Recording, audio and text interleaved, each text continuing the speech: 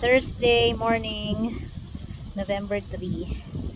Freezing, so freezing today. Tapos mahangin pa. Yung kamay ko. Ang lang natin kanina.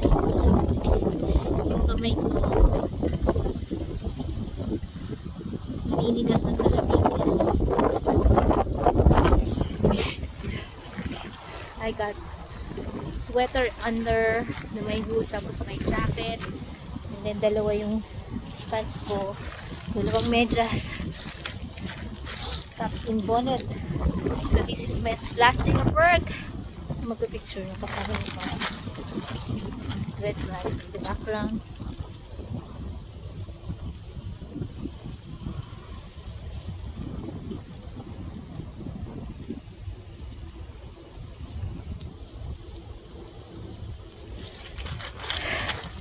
Lamig, lamig, lamig. I will miss you, Dairy Queen. Okay, pasok na.